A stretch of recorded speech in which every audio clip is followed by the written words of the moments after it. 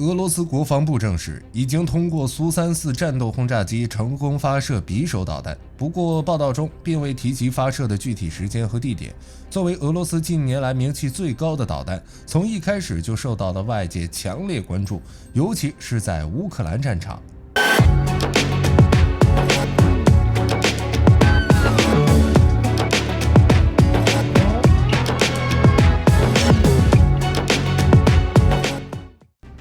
2018年，俄罗斯总统普京在年度国情咨文中首次披露2款高超音速导弹：匕首空射导弹和先锋陆基导弹。自此之后，匕首导弹开始进入外界的视野中。可能是为了展示匕首导弹的威慑力，俄罗斯多次宣传该导弹的动态，比如装备俄军部署叙利亚以及参加演习等消息。然而，匕首导弹近乎苛刻的发射条件，从亮相之后，俄军也仅有米格31战机可以作为空中发射平台。如今，俄罗斯透露又有一款战机可以成为发射平台，这将对乌俄冲突造成什么影响呢？另外，外界为什么认为匕首并不是一款高超音速导弹呢？先接着往下看。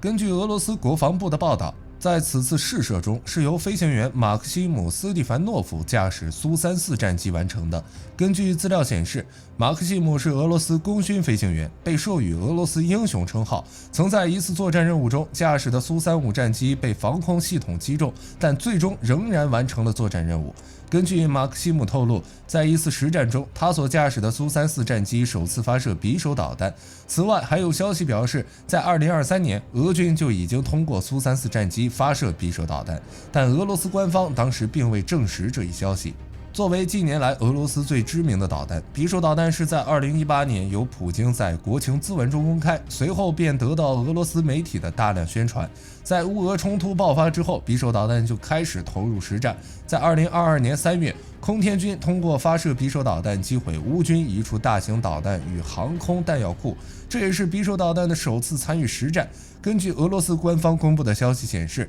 匕首导弹射程接近2000公里，尾部加装整流罩，采用火箭助推与超燃冲压发动机，最大飞行速度10马赫，巡航速度为2.5马赫，战斗部重量为500公斤，可以携带高爆弹、钻地弹以及集束弹等不同类型的常规弹头，同时还能携带战术核武器，主要用来定点打击。匕首采用惯性制导与卫星执行，同时还能利用自带的光学导引头，可以在多种作战环境下作战，命中精度小于30米。在发射匕首时，需要先由空中发射平台飞行到指定高度，同时赋予最低初始速度，然后导弹火箭发动机点火，将匕首飞行速度提升到4马赫，后续将由超燃冲压发动机将导弹推到10马赫的速度。值得注意的是，匕首导弹的飞行速度虽然可以达到10马赫，但不能全程。末端发动机关机之后，飞行速度将下降到5马赫之内。那么，匕首导弹是高超音速导弹吗？关于这个问题，其实从匕首的参数公开之后，就一直是各方讨论的问题之一。有些人认为，匕首其实是伊斯坎德尔战术弹道导弹的空射版本，所拥有的机动能力与真正意义上的高超音速导弹还有不小的差距，最多只能算是一枚准高超导弹。从俄罗斯使用场景来看，主要是利用匕首导弹对乌军重要指挥机构、军工厂以及防空阵地等目标进行打击。在作战过程中，还会搭配巡航导弹、FPV 无人机以及诱饵无人机等一起使用，以此来提升导弹的突防效率。在2023年中，俄军就多次使用匕首导弹对乌军装备的爱国者防空系统进行打击，最终却被乌军多次击落匕首。作为一款从弹道导弹衍生出来的空射导弹，在速度上确实能称得上是高超音速导弹，但若是按照大众理解中的先进武器，那就有些牵强了。毕竟弹道导弹的速度从来都是高超音速的，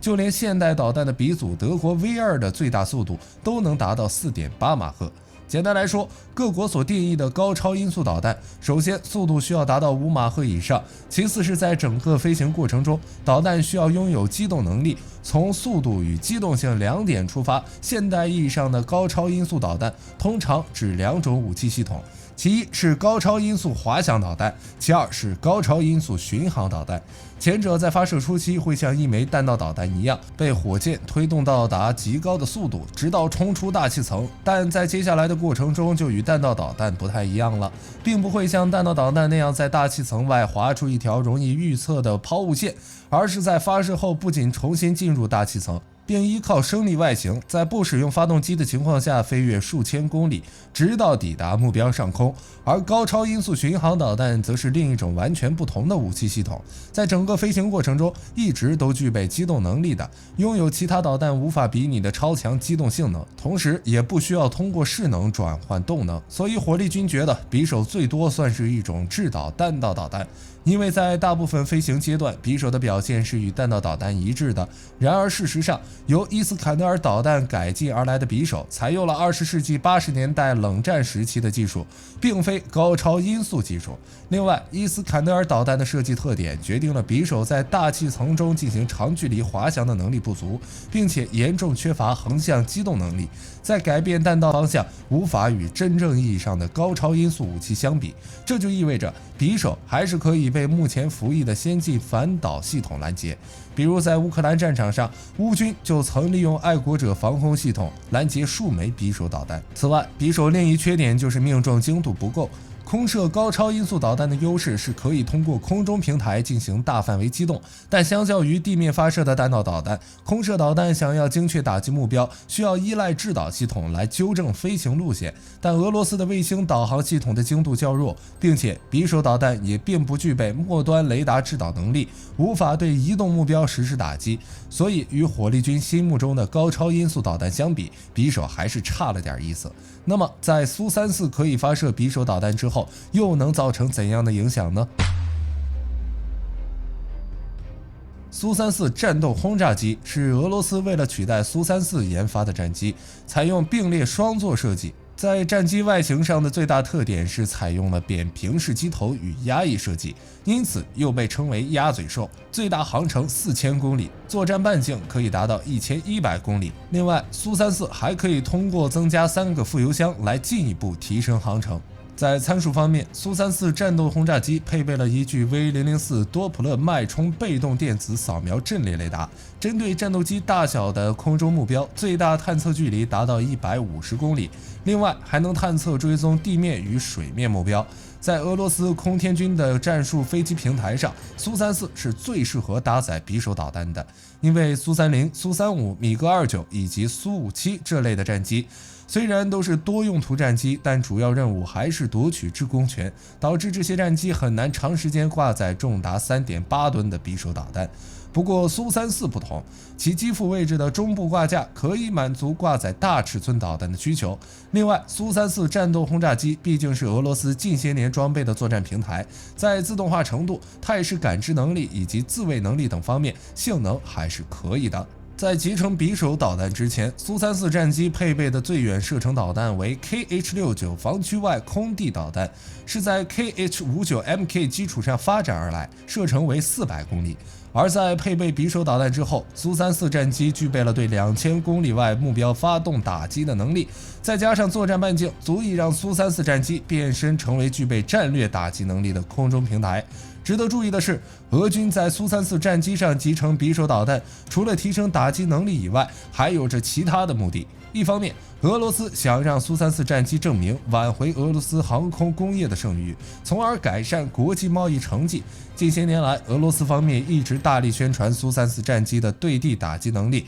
并将其称为俄罗斯的炸弹卡车。然而，在配套的武器系统方面的研发速度却远远不及预期。在乌俄冲突期间，苏34战机的表现平平，被乌军多次击落，这导致苏34在国际市场上的名声变得越来越差。如果能顺利集成匕首导弹，并利用匕首导弹在战场上取得一定战果，就能帮助俄罗斯重塑苏34的形象。另外，在苏34战机顺利接过匕首导弹的发射重任之后，空天军的米格31K 战机就可以腾出手来执行更紧迫的其他任务，比如在乌克兰战场应战北约先进战机等。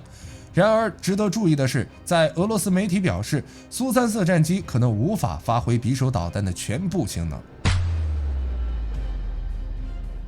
在俄罗斯国防部放出消息称，苏34已经可以利用匕首导弹进行过实战之后，就立刻出现了俄罗斯媒体的辟谣，称报道有误，苏34战机因为技术原因并不具备发射匕首导弹的能力，并表示，迄今为止可以挂载并发射匕首导弹的空中平台只有经过专门改装的米格31K战机。俄罗斯媒体认为，在米格31K上发射匕首导弹的条件非常特殊，有分析表示，需要米格31K在特定的高度和速度下才能发挥出匕首导弹的高超音速特性。这就要求米格31K战机必须爬升至平流层，并达到至少 2.5 马赫的飞行速度。匕首导弹利用米格 M31K 的高速性能，从而获得了比较高的初始速度，然后再利用重力进行进一步加速。在某种意义上来讲，米格31K充当了匕首导弹的第一级助推火箭，而上万米的高度也能进一步利用重力提升匕首导弹的飞行速度。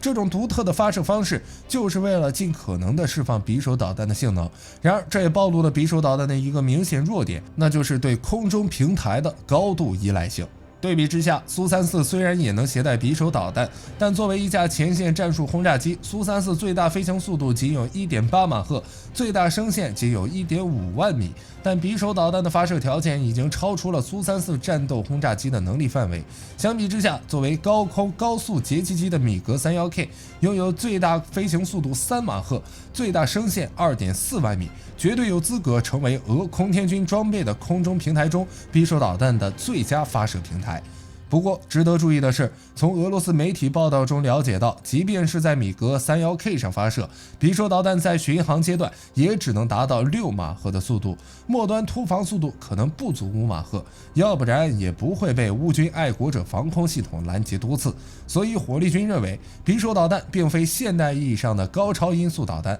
就算苏34可以发射匕首，恐怕对于战局的影响也不大，因为匕首导弹的产量实在太低。根据统计，从2018年至2024年，俄罗斯生产的匕首导弹数量仅有100枚，并且已经在战场上消耗数十枚。在很多情况下，俄军单次使用的数量只有个位数，还都是用来打击一些重点目标。即便现有库存全部拿出来使用，战场态势也不会出现颠覆性的影响，因为在过去3年的时间内，俄军已经使用了上千枚远程导弹以及数千架自杀式无人机，但战场主要作战形势依然是阵地战与拉锯战。你们觉得匕首导弹是高超音速导弹吗？另外，关于俄罗斯媒体辟谣苏34成功发射匕首导弹，各位如何看待？欢迎在评论区讨论一下。我是火力军，下期再见。